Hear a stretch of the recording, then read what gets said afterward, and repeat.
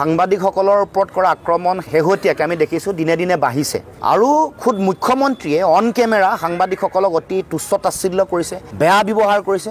এইটো এটা অশুভ সংস্কৃতি এটা আমদানি কৰিব খুজিছে, অশুভ গণতান্ত্ৰিক সংস্কৃতি। গণতন্ত্ৰত কেতিয়াও এনেকুৱা ধৰণৰ কাম কৰা উচিত নহয়, কাৰণ গণতন্ত্ৰৰ চতুৰ্থ স্তম্ভ বুলি কয় আৰু গণতান্ত্ৰিক ঐতিহ্য পৰম্পৰা ধৰি ৰখাৰ প্ৰহৰী আমাৰ সাংবাদিকসকলক সংবাদ গোষ্ঠীৰ মুক্ত কণ্ঠ ৰুদ্ধ কৰিবৰ কাৰণে, দমন কৰিবৰ কাৰণে শাসকীয় পক্ষই কেতিয়াও কোনো কাৰণতে ভয় ভাবুকি খুৱাব নালাগে বা এনেকুৱা ধৰণৰ পৰিৱেশ য'ত আমাৰ সাংবাদিকসকল সুৰক্ষিত নহয় সেই পৰিৱেশটো নাইকিয়া কৰিব লাগে। এগৰাকী মন্ত্ৰীও অদায়িত্বশীলভাৱে বক্তব্য আগবঢ়াইছে, কৈছে যে যিসকলে আক্ৰমণ কৰিছে তেওঁলোকৰ অধিকাৰৰ কথা কৈছে। মোৰ প্ৰশ্ন যে আইন তুলি লোৱাৰ অধিকাৰটো তেওঁলোকে ক'ত পাইছে? যিকোনো সাংবাদিকে কাৰোবাৰ হাতত বুম আছে, কাৰোবাৰ হাতত নাই, যিকোনো প্ৰশ্ন উত্থাপন কৰিব পাৰে। সাংবাদিকেই নহয়, মই যদি প্ৰশ্ন উত্থাপন কৰোঁ, আজি যদি কোনোবা জাতীয় জনগোষ্ঠীয় দল সংগঠনেও যদি প্ৰশ্ন উত্থাপন কৰে, তাৰ উত্তৰ চৰকাৰী যন্ত্ৰই দিব লাগিব।